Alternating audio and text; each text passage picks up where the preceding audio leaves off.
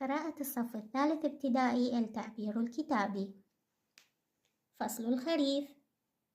أولاً، فصل الخريف جميل، تكثر فيه الغيوم، وتهب الرياح الخفيفة، وتصفر أوراق الأشجار.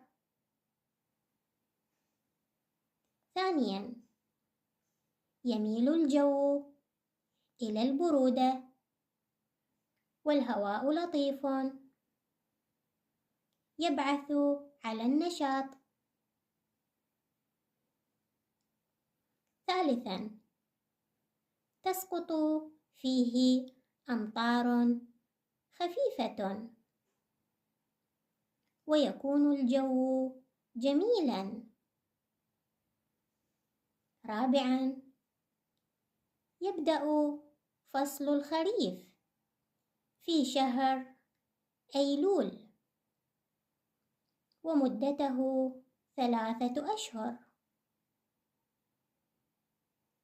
خامساً، نرى فيه أوراق الأشجار تغطي الأرض، والتربة رطبة. سادساً، يعد الفلاحون أرضهم للزراعة. فصل الخريف.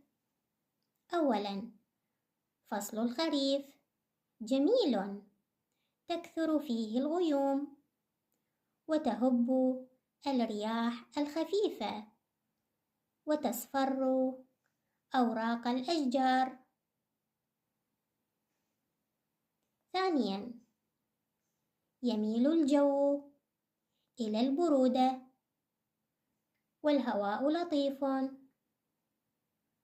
يبعث على النشاط.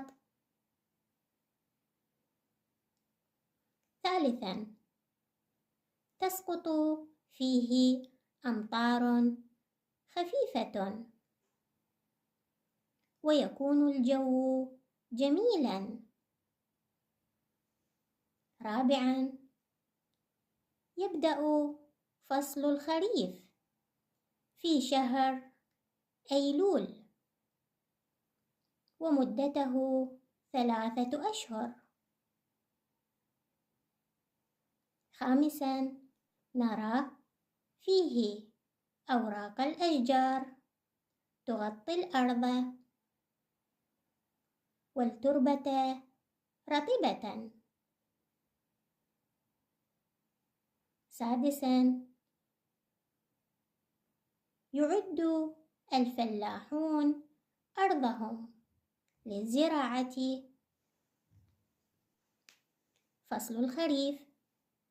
أولاً، فصل الخريف جميل، تكثر فيه الغيوم، وتهب الرياح الخفيفة، وتصفر أوراق الأشجار. ثانياً، يميل الجو إلى البرودة، والهواء لطيف، يبعث على النشاط.